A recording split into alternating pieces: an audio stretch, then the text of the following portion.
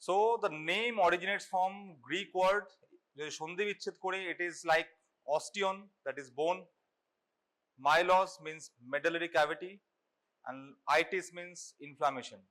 So it is the infection of bone and the part of it like bone, medullary cavity and the surrounding structure. Okay, so it is a very very serious conditions. So it involved like marrow cavity, cortex, periosteum and surrounding soft tissues. Okay, the whole picture. So it is very difficult problem. The most important thing about osteomyelitis is the proper diagnosis, the early diagnosis and appropriate surgical treatment and or antimicrobial treatment. So if we classify osteomyelitis, there are several classifications. Okay, so one classification is based on the duration of symptoms. Okay. So there is no perfect cutoff point. So apparently we can divide it between acute osteomyelitis if the symptoms are less than 2 weeks, subacute one, symptoms between 2 to 4 weeks, and if the symptoms and the inflammation is persist more than 4 weeks, it is generally falls in the chronic osteomyelitis. And now based on the mechanism of infection, it could be exogenous. That means the infection is the bacteria or virus or the organism seeding happens from the outside. It could be because of the open fracture, because of the surgery, or from any contiguous source of infection, or it could be hematogenous. That means the seeding happens through bloodstream, and based on the host response, it could be pyogenic infection or non-pyogenic infection. You understand the difference? The pyogenic, non-pyogenic. The pyogenic is the host response is more, there is pus formation, and the non-pyogenic, it is less aggressive. So generally we have acute osteomyelitis, subacute, chronic. It could be exogenous or hematogenous. Okay. So currently the trend is increasing in case of osteomyelitis happening because of some post-surgery or post-traumatic, or in case of osteomyelitis happening in diabetic patients. But on the contrary, the hematogenous infection is on decreasing trend. So this it is a very vast topic, so I will tell you the salient points that will help you understand the basic concept, also helps you to for the exam purpose and also for the NEET purpose. Okay, so the acute hematogenous infection osteomyelitis is the most common form.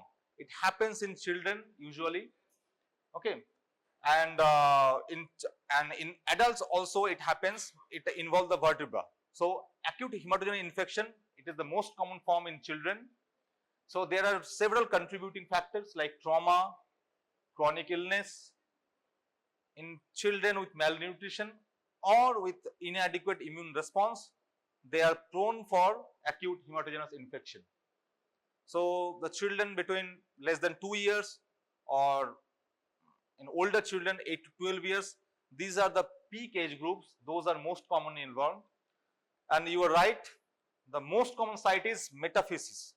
Okay, metaphysis of the growing long bones, they are the most common site of acute hematogenous osteomyelitis, because the hematogenous seeding, the organism seeding happens, they got implanted, they got travel to the metaphysis and got and infect those parts. So metaphysis is the most commonly involved part. And the last line, the effect of osteomyelitis depends on the blood supply and anatomical structure of the bone. Okay, so keep in mind, I will explain it later.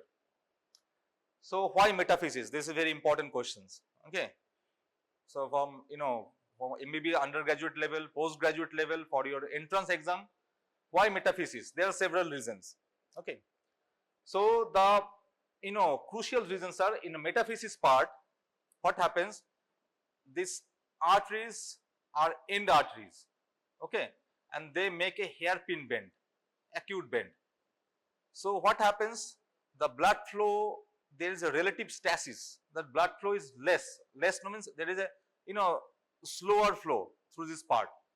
So this, because of this thing, So they helps to bacteria or some organism to settle down over here. Okay. And other reasons are lack of phagocytosis. The inflammatory cell which protect against infection, they are less in this part. Okay. So this is the growing part, this is the epiphysis, this is the physis. So the growth occurs through this part. So what happens? This is the growing part, immature part, and because of the growth there are degrading degenerative cartilage cells. There is a rapid turnover in this region. So because of the degenerating cartilage cells, this acts as a good culture media. Okay. And another reason is there is a presence of single endothelial lining in the metaphyseal arteries. So again, because of this thing, this area is prone for seeding of the organism. Okay, so these are the important cause why metaphysis is involved. So if we go into pathogenesis, once there is a seeding of the organism, it gives rise to inflammation. Once the inflammation, there is a fluid collection, there is exudate formation, it increases the pressure, intramedullary pressure. Okay, and there is also abscess formation, necrosis.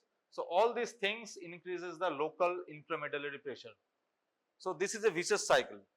So once the pressure increases, this again lead to cortical ischemia. Okay, so this again lead to subperiosteal abscess formation, and because of the ischemia, there is this aggravate the cascade of bone destruction. Okay, and if this cycle is left untreated, this can go to chronic osteomyelitis. Okay. So now the important concept you have to understand. In children we have physis, right? Okay, this is the epiphysis, this is the physis. So apparently this physis, this is the metaphyseal part. Okay, this is the metaphyseal part. So infection happens through this area. Okay, in any long bone. So this physis is basically, this is a barrier to the infection. This prevent infection from prevent spread of the infection from this part to the joint. Okay, so physis is basically protective. But what happens in children less than 2 years? There are some blood vessels, they cross the physis like this. Okay, so infection from metaphysis travel to the epiphysis, that is in the joint. Okay, so in children less than 2 years, infection in the metaphysis can spread to the joint. Okay, and can give rise to septic arthritis. And they have a very weak metaphyseal cortex, so subperiosteal abscess is very common. Now in older children, more than 2 years, I told you the physis acts as a barrier to the spread of the metaphyseal abscess. So in older children, spread of the infection to the joint is relatively less common because it is a protective layer. Okay, so here the metaphysis cortex is thick, so infection goes downwards and destruct the diaphysis. So again, to reiterate, less than 2 years it can go to in the joint, more than 2 years the physis acts as a barrier. And in adults there is a closure of the physis, there is no physis. So infection from the metaphysis can grow into the joint, can give rise to septic arthritis. Okay, and in adults also this hematogenous infection is less common. Okay, so it happens in patients with less compromised immunity. So again, to recapitulate, septic arthritis from acute hematogenous osteomyelitis is generally seen only in infant less than 2 years and in adults. So in between the age, the physis protects the joint. Okay, so hip joint is the most common involved part. Okay, there are some other joints and this could help you in solving NEET questions. Some other joints like proximal humerus, radial neck and distal fibula. In these joints, the physis is basically intracapsular. Okay, so generally if the metaphysis is involved, this naturally involves the joint. So what is the differential diagnosis? We, based on the clinical finding, we have to keep in mind other diagnoses, like it could be soft tissue infection, that is cellulitis, septic arthritis, and other tumors that is common in this age group, like Ewing sarcoma, osteosarcoma. It could be juvenile arthritis. They often present with limb swelling and signs of inflammations. Sickle cell crisis. Okay, this is an important differential diagnosis because the patient presents with acute pain in the limb, inflammatory findings, inflammatory signs, and some constitutional symptoms, and other glycogen storage disease like Gaucher's disease, and it could be stress fractures also. So these are the differential diagnoses you have to keep in mind. So again, the most common organism is Staph aureus and group B Streptococcus. These are the most common culprit in acute hematogenous infection. But yes, there are other organisms also, like gram-negative organism, Haemophilus influenzae. Okay, so this was previously common reason for osteomyelitis in this age group. But currently, in vaccination schedule, the most of the children receive this vaccine. So with this advent of this vaccine, this infection, the frequency of infection has decreased, and this is, you have to keep in mind in IV drug abusers. This pseudomonas infection is the most common culprit for which is infecting the bone. And in immunocompromised host, like in patients with HIV infection, or in diabetic patients, some polymicrobial infection or atypical mycobacteria, fungi, they usually involve the joint, they involve the bone. So this is the most common organism. Pseudomonas is seen in IV drug abuser. Sorry. This important thing you have to remember. So in sickle cell anemia, sickle cell hemoglobinopathies, this is a atypical thing. Usually osteomyelitis is seen in metaphysis, but in sickle cell disease, it involves the diaphysis. Okay. So this is quite atypical. Like as I told, fungal infection seen in those who are like drug abusers, diabetic foot infection leading to osteomyelitis. Okay, they involve the polymicrobial in nature, involving anaerobes, gram-positive, gram-negative bacilli, and in patients with immunocompromised host, they have unusual infection with atypical mycobacteria. So once a patient comes, you have to see you have to examine the patients, you have to assess the patient clinically, and then you have to order some laboratory test, and you have to support your diagnosis, you have to go for some blood test, radiological modalities, and the confirmation happens through aspiration of the area of the abscess, followed by some culture. Okay, identification of the organism. So diagnosis of acute infection, it is the priority.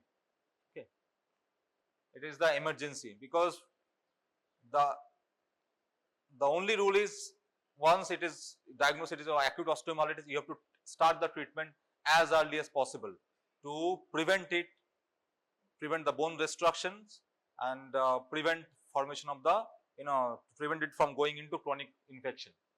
So patients presents with acute infection, presents with fever, chills, general malaise, irritability, the pain and swelling of the limb is warm and swollen.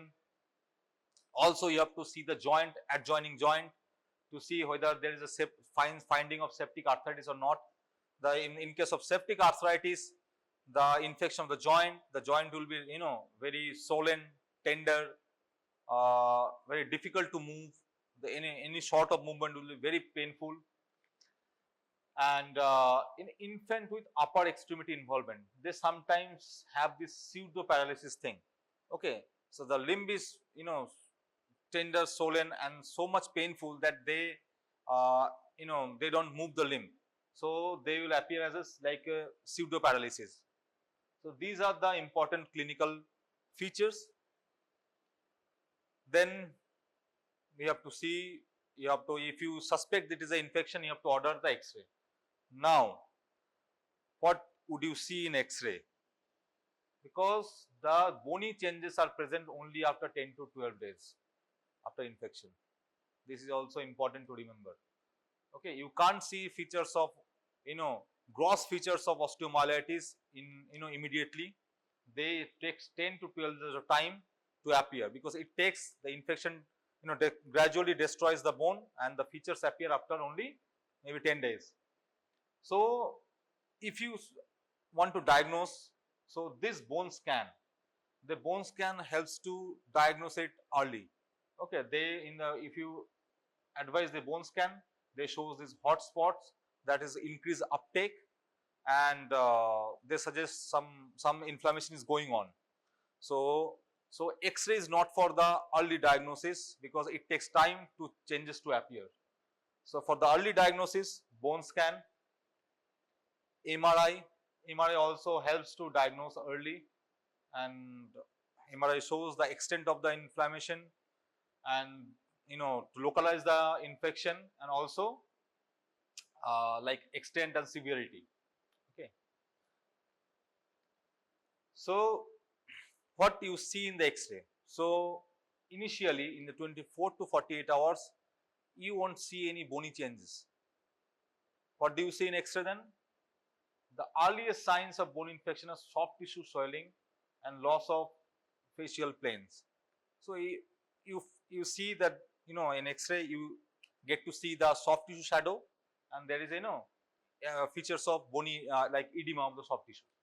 So changes of infections like destructive lesions, okay, thus evidence of bone destructions, they are evident only after 10 to 12 days after the onset of infection.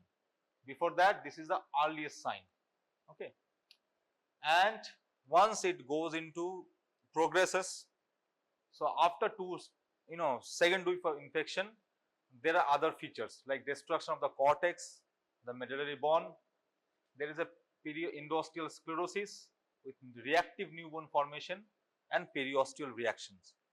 Okay, so this is the periosteal reaction. You see, these are all reactive change. Okay, so this is a lytic lesion. There's evidence of bone destructions. There are also reactive new bone formation, and this irregular periosteal reaction. This faint white shadow. So these are the changes you see over time, and in 6 to 8 weeks it goes in, if left untreated, it goes into chronic form, and this is the most devastating thing for a bone infection, and it is very, very difficult to treat. So in chronic infection, these are the two important things you have to remember. One is sequestrum, one is involucrum. So we have to understand the basic difference. Okay, the sequestra is basically necrotic bone, necrotic dead piece of bone that is surrounded by the infective granulation tissues. Okay, so this is sequestrum, infected piece of bone lying there. It is quite dense because it has no blood supply and surrounded by like radiolution granulation tissues. And what is involucrum? It is the surrounding dense reactive bone, okay, surrounding this sequestrum. So this is the culprit for the chronic infection, since a sequestrum is the foci of infection. Okay, this is a dead piece of bone. So once you treat it, you have to, faced with chronic infection, you have to address the sequestrum, you have to remove it. Until and unless you remove the sequestrum, you are not going to, any kind of treatment is not going to help you. Okay, so these are the two important things to remember you see in X-ray, plain X-ray. So Nate proposed like 5 principles to manage osteomyelitis in general. So importantly, antibiotic treatment. Okay, antimicrobial treatment is important. You have as early as possible. So it is only effective if you start it before the abscess formation. Once the abscess forms, you have to drain the abscess. Okay, so antibiotic do not sterilize avascular tissues, abscess or such areas require surgical removal. As I told you, this is a dead piece of tissue. So antibiotic is not going to help you until and unless you remove the tissues. So it is antibiotic is effective before abscess formation. And after you drain the abscess and dead tissues, then you continue the antibiotic. They prevent the formation of the abscess, and antibiotic should be continued after surgery. Okay, so these are the 5 principles you have to remember while treating acute or chronic osteomyelitis. So surgery and antibiotic treatment is complementary. Okay. So generally you have to give supportive care, IV fluids, analgesics for the pain control. You have to splint the limb so that, you know, for comfortable positioning, for movement. Splinting also helps, you know, to relieve the pain. And if the abscess is not there, okay, before the abscess formation, you have to start antibiotic treatment, you know, initial empirical treatment, and based on the culture, you will start this definitive antibiotic. Now CRP, how do you know that your antibiotic is, you know, the patient is improving, your antibiotic is working? So that is a CRP level. What is CRP? These are acute phase reactant, C-reactive protein.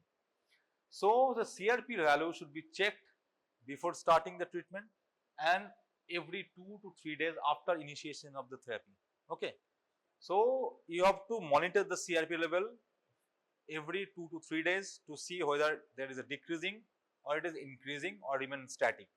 So if it is decreasing, you know, serial CRP, then that suggests that your infection, it is responding to treatment. Okay. So if despite the antibiotic treatment, if the patient is not responsive, the clinical symptoms are not responding to treatment, and in the next 24 to 48 hours, then you have to consider surgical treatment. Okay. So there are the main 2 important indications for surgery in acute hematogenous osteomyelitis is the presence of abscess. Like I told you, if there is abscess, you have to drain it and then start antibiotic. So if the abscess is there, you have to drain it, and the failure of the patient to respond to antibiotic treatment. Okay, if you see that there is no clinical improvement, the CRP level is not decreasing trend, then you have to consider surgical drainage. And the complication, you know, the chronic osteomyelitis, if not treated or if not properly treated, it can go into chronic osteomyelitis. Septic arthritis, very devastating sequelae. You know, any infection of the joint destroys the important part of the bone, that is the part that helps to grow, the physis and epiphysis. So any septic arthritis in younger age can lead to devastating complications like limb shortening, deformities. So the growth disturbance, okay, since it involves the metaphysis, the physis is very close. Okay, so it damages the physis and can lead to growth disturbance. Always, like if not properly treated, can go to septicemia, and there is a DVT, deep venous thrombosis. Okay, any infection or immobilization, these can lead to hypercoagulable state, and so that can lead to DVT and pulmonary embolism. So these are the important, you know, complications happening in younger age group. So you have to prevent to, you know, this complications to prevent long-term sequelae. Now subacute form. Subacute form is like less aggressive compared to the acute form. What is there? You know, so the course is basically, you know, indolent course. You see the clinical features, signs, symptoms are less aggressive, and so naturally it is difficult to diagnose. Compared to the acute form, subacute hematogenous osteomyelitis, they are caused by the less virulent organism like S. aureus, less virulent from the S. aureus or Staphylococcus epidermidis. So naturally symptoms, systemic and local signs, symptoms are very minimal. That's why it is very difficult to diagnose. So in subacute form, it is very slow course. You know, so once you get the X-ray, there's some changes you will see, periostal reaction, everything. So MRI also helps to diagnose the condition. So diagnosis is established by the open biopsy. You take out the tissue, you do the culture, you biopsy the tissue. Okay. But in 60% of the time you get the pathogen organism, but in rest of the time you don't get to see the organism. Okay. So because it is caused by the less virulent organism, and treatment is by the biopsy and removal. Curated is removing all the dead infecting tissues. Okay. You curate it out. You don't need to remember this extensive classifications. You remember this entity, Brody abscess. Okay. So Brody abscess is, the typical features is like this. It has many differential diagnoses there, but it typically present like this. What is there? You see, this is the metaphysis of the bone. Okay, this is the ankle joint, right? Which joint is this? Ankle joint. So ankle, this is the fibula tibia, this is the metaphysis. You see, some radiolucent thing is there, surrounded by the sclerotic margin. Sorry. So this is not a features of the acute osteomyelitis. Acute osteomyelitis shows like aggressive thing, periosteal reactions and everything. There is no periosteal reaction. Only metaphysis, there is a small lesions with radiolucent followed by surrounded by the sclerotic margin. So this is called the Brody abscess. Though there is no abscess formation, it is a form of subacute localized osteomyelitis. Okay, involve the metaphysis, epiphysis. Okay, so plain radiography, you see lytic lesions with sclerotic rim. The patients have naturally like subacute form. They have very indolent course, very less aggressive signs and symptoms. Clinical signs, systemic signs are less, conspicuous. And the treatment is, you have to remove the thing. You have to do the curettage, biopsy, and followed by the appropriate antibiotic treatment. Okay. Since it is very close to the physis, you have to address it because it has the potential to, lead to growth disturbance, deformity. It is very close to the physis. Okay. So this entity is important. Now, finally, the chronic osteomyelitis. Unlike acute one, chronic one is very, it needs, very multidisciplinary treatment. Okay, not only orthopedicians, you need to involve infectious disease specialists, you need to involve the plastic surgeons, because it is a very severe form of osteomyelitis, and sometimes it's not only treatment of the infection, you need to address the bony deformity, the soft tissue condition. So it needs multidisciplinary approach. So infection of the dead bone, hallmark of chronic osteomyelitis. So the dead bone is there inside, lying inside, okay, with a compromised soft tissues. When you see chronic osteomyelitis, suppose in a open fracture, if a patient has tibia fracture, open wound, road traffic accident, so naturally this patient can develop osteomyelitis, acute osteomyelitis. If left untreated, this can go into chronic condition. So in chronic condition, why these things are going to chronic? Because in the leg, suppose there is a less soft tissues, the soft tissue cover is not there, the bone has been destroyed. Okay, so since because of the compromised soft tissues, it is more prone for it is not it doesn't respond to this conventional treatments. So there is a dead bone with compromised soft tissues, and this is the infected foci. This is surrounded by the sclerotic, relatively avascular bone, okay, and thickened periosteum.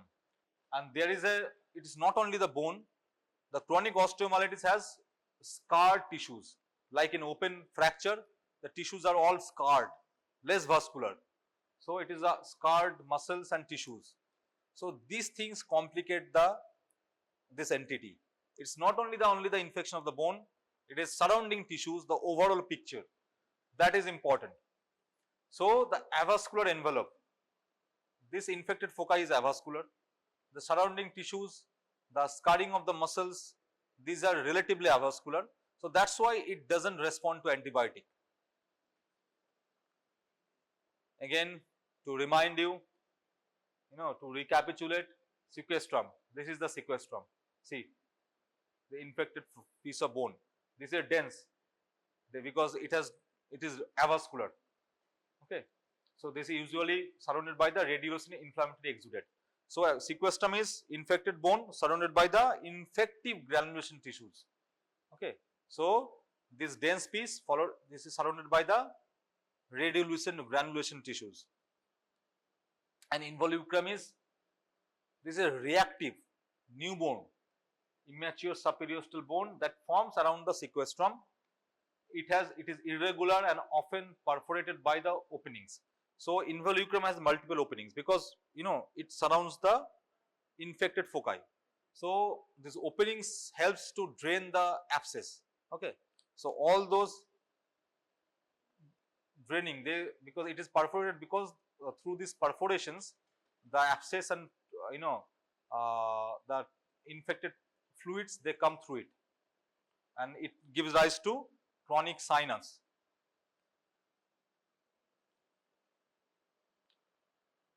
We have classification for the chronic osteomyelitis, a very extensive one. Okay, Charny and Mother classification. It is based on the anatomical and physiological specifications of the subject. Anatomical types means it could be medullary, involving the medullary cavity. Superficial, only it is medullary. Superficial means only the superficial part is involved. The localized, only localized part is involved, maybe only small locations, or it could be diffuse. Diffuse means like maybe large segment of bone is involved. And also physiological classes, because while during treatment you have to assess whether patient is normal, whether patient is compromised, he has compromised immunity, or whether he is prohibitive, means like there is a any kind of treatment for this patient is dangerous and has high morbidity. So this is a very complex, not complex, this classification, you remember the name, this helps to helps to plan in planning of the treatment. So diagnosis, the gold standard is by biopsy. Okay, when you suspect the chronic infection, you have to go inside, you have to take out the tissue. In chronic osteomyelitis sometimes you get chronic discharging sinus, but remember, doing culture of the sinus is not going to give you the actual organism, because naturally it is, most of the time it is like gives you polymicrobial in nature, contaminated. So you have to go to the core of the infection, you have to go inside and attend, get the tissues and do the biopsy and culture, then only you will get to know the actual histopathological findings, the actual organism. Okay, so chronic osteomyelitis, it is very hard to eradicate without surgical treatment. Antibiotics are rarely effective. They are effective only when you they are complementary. When you do the surgical debridement followed by antibiotics based on the culture report, then only they are effective. Okay, so what is the surgery for the chronic osteomyelitis? This is sequestra, we call sequestrectomy, that is removing the sequestra. Okay, and we do saucerization, that is we curettage, we do the curettage, we remove all the dead tissues, the dead necrotic bone, periosteum, even the soft tissues, and leave it open like a saucer. Okay, so this is the treatment, and as I told you, we need multidisciplinary approach, because once you do extensive debridement and sequestrectomy, saucerization, then you are left with bone deformity, soft tissue deformity. So these patients need soft tissue and bone reconstructions. Okay, I would like you to remember this entity, sclerosing osteomyelitis of Guérin. This is also basically chronic form of infection. you get to see very subtle features in X-ray. Okay, this is a sclerotic bone. You see, compared to the rest of the bone, you see this is a tibia. This is the diaphysis is sclerotic. So this kind of patients often present with sorry, minimal signs and symptoms, and it is very hard to diagnose this entity because there are other differential diagnoses. What are the differential diagnoses? We get to see this kind of picture in osteodyostoma. This is a bone tumor, and Paget's disease. Okay, so you need high index of suspicion. You need to remember this entity, entity, so that you can, focus on your diagnosis. So they present with a sclerotic bone, dense bone, and since it is a like chronic form of infection, naturally the blood markers, the WBC count, ESR, they are often elevated, and for the diagnosis you have to get the biopsy done, which shows the non-specific osteomyelitis. Okay, so also biopsy helps you to exclude other conditions, these conditions. Okay, so if the patient is symptomatic, the treatment is only fenestration. Fenestration means you perforate the cortex, make several holes in it, so all the tissues, infected tissues, they are drained out of these holes. Okay, so and also it relieves the intramedullary pressure. So this is the treatment, biopsy followed by fenestrations. So this is overall basics of osteomyelitis, acute and chronic. I hope you got the salient points, right? Any questions? No, nothing? Was it like too much or basics, right? ठीक chilo. So basically the important point I told you to remember, I have highlighted the important point so that you get the concept, what is acute, chronic, what is different in acute infection, what is different in chronic infection, why antibiotic treatment is effective and acute. In chronic form, this in antibiotic treatment and surgery, they are complementary. Okay, antibiotic treatment is effective only before abscess formation. Once there is abscess formation, you have to drain it. And in chronic osteomyelitis, we have sequestrum and involucrum. They are the infected foci. You have to remove it. And this entity, Brody's abscess. This is a subacute form of osteomyelitis. They present with this picture, and this sclerosing osteomyelitis. This one, they present with bony sclerosis. Okay, this is a chronic form of osteomyelitis. In this form, you don't see the sequestrum and involucrum, these typical features. Okay, so that's why it is difficult to diagnose. So these are the basics of osteomyelitis.